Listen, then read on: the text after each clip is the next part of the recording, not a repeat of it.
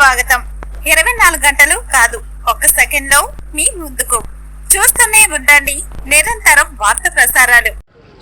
నరేంద్ర మోడీ గారి నాయకత్వం, కమలంపు గుర్తుకే, యాదవ్ నవీన్ గారి గుర్తుకే, కమలంపు గుర్తుకే.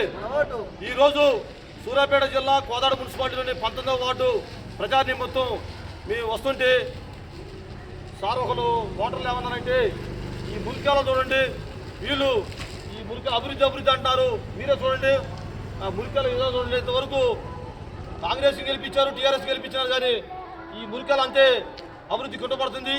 మేమేమడం అంటే, నరేంద్ర మోడీ గారు పంచాయతీకి కానీ మున్సిపాలిటీ కానీ నిధులు పంపిస్తుండు, ఆ నిధులు వీళ్ళు దుర్వినియోగం చేస్తున్నారు, ఆటంకం కలిగించి అవినీతి చేస్తున్నారు. దీనికి మేము ఈ ఎలక్షన్ మున్సిపాలిటీ సందర్భంగా గుణపాఠం చెప్పాలని మేము ప్రజాస్వామ్యాన్ని కోరుకుంటాం. ఇలా ఓటు ఎందుకు వేస్తున్నాం? ఓటు దేనికి కావాలా? అభివృద్ధి కావాలి. ఇంతవరకు మున్సిపాలిటీ అభివృద్ధి లేదు. ఇక నరేంద్ర మోడీ గారు ఎన్నో సంక్షేమం పెట్టిండు. మేము 5 కిలోలు మేము ఇచ్చిన మేమే ఇళ్ళ కానీ డబ్బులు పంపిస్తున్నాం, ఇళ్ళ కానీ కూడా ఇలాపోతున్నారు. ఇవాళ కరోనా వచ్చినప్పుడు ప్రజలందరూ కాపాడి నరేంద్ర మోడీ గారు కాపాడిండు. అందరూ బాగున్నారు కోరుకునే మనిషి.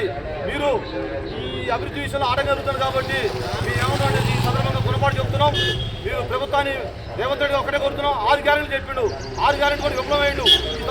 ఈ సందర్భంగా మేము తెలియపరుస్తున్నాం. 6 గ్యారెంటీ కూడా విఫలమైండు. ఈ సందర్భంగా తెలియపరిచి ఏమిటంటే, ఇవాళ మహిళలకి పింఛను 5 మంది ఇస్తానని అది పోయింది. ఇవాళ కళ్యాణ లక్ష్మి తులం బంగారం ఎడిపోయింది. తులం బంగారం వచ్చిందమ్మా మీకు?